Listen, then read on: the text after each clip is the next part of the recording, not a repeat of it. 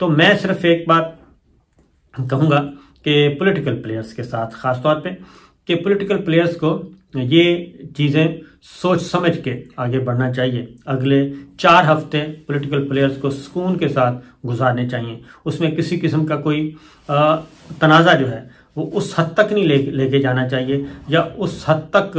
कशीदगी नहीं बढ़ानी चाहिए कि जिसमें मामलात ख़राब हों। अमन व अमान का मसला जो है वो नहीं होना चाहिए। उसमें लाठी गोली की सरकार वाली चीज़ नहीं आनी चाहिए। ये अगले 4 हफ्तों में अगर ये 4 हफ्ते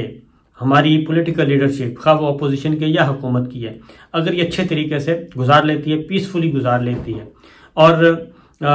एक टेम्परेचर को बस एक हद तक अपोजिशन करे, पीटीआई जो है उससे ज़्यादा ना करे, तो मेरा ख्याल है कि उसको बहुत ज़्यादा फ़ायदा होगा इन द लॉन्ग रन। दूसरा, जो हुक्मरान इत्तेहाद है, जो पॉलिटिकल प्लेयर्स हुक्मरान जमात में हुक्मरान इत्तेहाद में शामिल, वो भी ये चाहते हैं कि इमरान खान साहब के साथ मेरी इत्तला के मुताबिक कुछ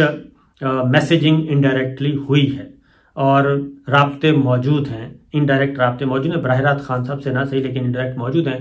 कि पॉलिटिकल प्लेयर्स इस बात पे मुत्तफिक हैं कि जनाब हम किसी भी सूरत में एक ख़ास हद से आगे नहीं जाएंगे और ये जो नवंबर अपॉइंटमेंट है वो किसी भी तरीके से खुश उसलूबी से हो जाए, और जब हो जाएगी तो ये जो दरमियान में डिस्प्यूट है वो हो जाएगा ख़त्म, क्योंकि एक चीज़ होनी थी वो हो गई,